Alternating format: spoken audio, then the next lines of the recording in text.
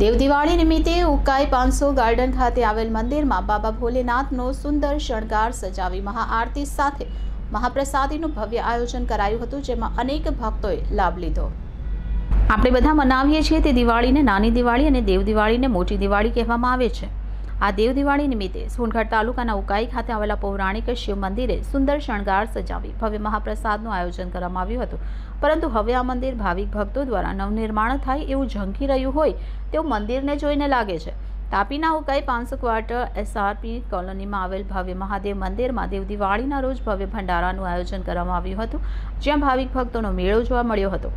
નોંધવું રહ્યું કે પ્રકૃતિ પૂજક આદિવાસી સમાજ જાગૃત થાય તો એને જ જરૂર થાય છે, એનું એક ઉદાહરણ અહીં જોવા મળ્યું, જ્યાં થોડા સમય પહેલા વિસ્તારમાં વિદેશી ધર્મ પાળનારા ખ્રિસ્તી લોકો દ્વારા પ્રાર્થના કરવાનો કિસ્સો સામે આવ્યો, જે હવે ઠંડો થઈ ગયો છે અને જાણવા મળ્યું છે કે એ લોકોના પોતાના ગામમાં પોતાના સ્થાન પર કાર્યક્રમ કરવાના છે, પણ પબ્લિકે એ પણ વિચારવું જોઈએ કે આ ધાર્મિક સંમેલનોના નામ પર થતા ધર્મ પરિવર્તન માટે આ કરોડો રૂપિયા આવતા હશે ક્યાંથી અને ધર્મ પરિવર્તન કરાવીને કોને અને શું ફાયદો છે તે પણ તપાસવું જોઈએ, કારણ કે બધા પાસ્ટર ગાડી ઘોડા લઈને ફરતા થઈ ગયા છે અને એમના ઘર પાકા અને 2-3 માળના થઈ ગયા છે। તેમના છોકરા છોકરીઓ મોટી સ્કૂલ કોલેજમાં ભણતા થઈ ગયા, મોંઘા ફોન વાપરતા થઈ ગયા, જ્યારે એ ચર્ચોમાં જનાર પબ્લિક તો આજે પણ બિચારી ગરીબની ગરીબ જ રહી ગઈ। તો ધર્મ પરિવર્તન કરવા પાછળનું કારણ શું હતું એ પણ વિચારવું જોઈએ।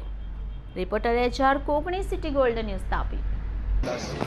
આજે ભંડારાનું આયોજન થઈ રહ્યું છે, કઈ સ્થળ પર થઈ રહ્યું છે? पंचनाथ महादेव मंदिर, કઈ જગ્યાએ? 500 क्वार्टर्स।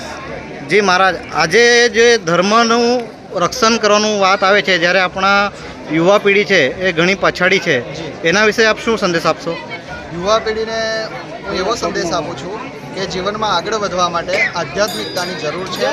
આધ્યાત્મિકતા જીવનમાં આવશે તો આપણે આગળ વધશું અને સનાતન ધર્મ ટકશે।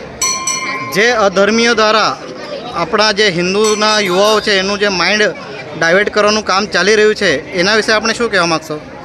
એમના વિશે એવું કહેવા માગું છું કે સનાતન ધર્મ જે અખંડ છે તો એને તોડવાનો પ્રયાસ ના કરે અને જે આ અધર્મનું કાર્ય કરે છે એ લોકો પાછા સનાતન ધર્મ તરફ વળે એવી પ્રાર્થના। યુવા પેઢીને આપણો શું સંદેશ છે?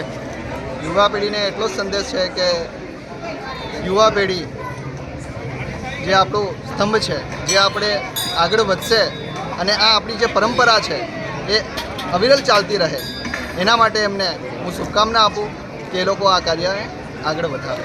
જે હિન્દુ ધર્મ છે પ્રકૃતિને દેવને પૂજતો હતો, પણ સમય જતાં એમની અંદર જે અવેરનેસનો અભાવના કારણે એ જે વિદેશનો ધર્મ છે એની અંદર જે પરિવર્તન થવા જઈ રહ્યું છે, એને અટકાવવા માટે આપણા ધર્મ તરફથી કેટલું કાર્ય કરવામાં આવી રહ્યું છે? આપણા ધર્મ તરફથી કાર્ય તો થાય છે અને અવિરલ થતું રહેશે, કારણ કે અમારા જે ટીમ છે સનાતન ધર્મનું એ કાર્યરત રહે જ છે।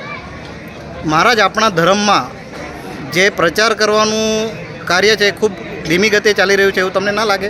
જેનો ફાયદો વિદેશનો ધર્મ ઉઠાવી લે છે અને આપણા જે યુવાનો છે એને ડાયવર્ટ કરવાનો પૂર્ણ પ્રયત્ન કરે છે, એવું તમને લાગે છે? એવું લાગે છે અને અમારા સનાતન ધર્મના જે શંકરાચાર્યજી છે, જે 4 પીઠના મઠાધીશ છે, એ લોકો અવિરલ કાર્ય કરે છે અને બધી જગ્યા પર એ કાર્ય થાય છે। જી મહારાજ, ધન્યવાદ। ઓમ